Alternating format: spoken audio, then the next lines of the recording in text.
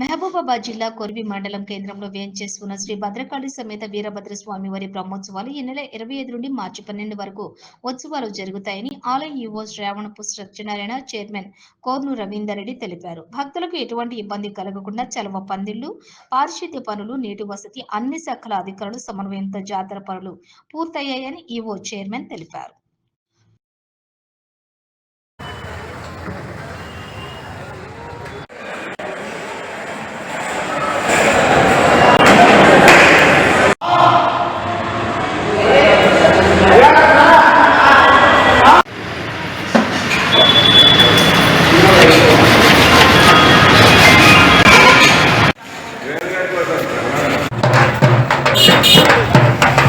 శ్రీ భద్రకాళి సమేత వీరభద్ర స్వామి దేవస్థానం కొరవి గ్రామం మహబూబాబాద్ జిల్లా 2025 స్వామివారి బ్రహ్మోత్సవాలు 25/2/2025 నుండి 12/3/2025 వరకు కొరవి గ్రామంలో అత్యంత వైభవంగా నిర్వహించబడతాయి.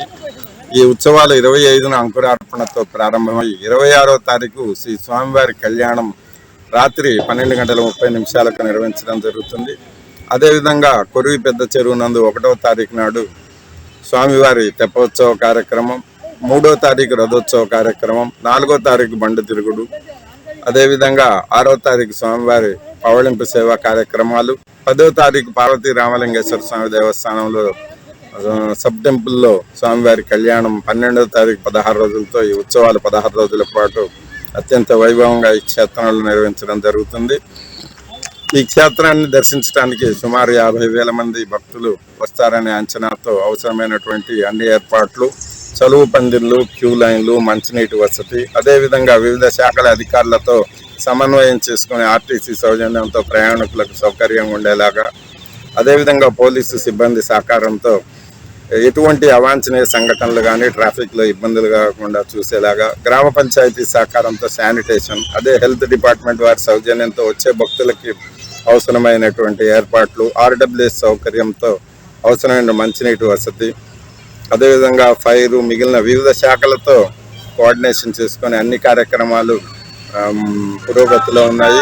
వీలైనంత సౌకర్యం ఏర్పాటు చేసి భక్తులకు ఎటువంటి ఇబ్బంది లేకుండా చేయడం కోసం అన్ని శాఖల సమన్వయంతో ఏర్పాట్లు చేయడం జరిగింది. కావున భక్తులు అధిక సంఖ్యలో పాల్గొని స్వామివారిని దర్శించి తరించాలని కోరుకుంటున్నాము. చైర్మన్ కొర్ను రవీందర్ రెడ్డి గారు మరియు ధర్మకర్తల అందరి సమన్వయం మరియు సహకారంతో ఈ ఉత్సవాలు నిర్విఘ్నంగా జరగాలని, అదేవిధంగా భక్తులకు అవసరమైన ఏర్పాట్లలో ఎటువంటి లోపాలు లేకుండా ఈ కార్యక్రమాలన్నీ కూడా పర్యవేక్షణ జరుగుతుంది.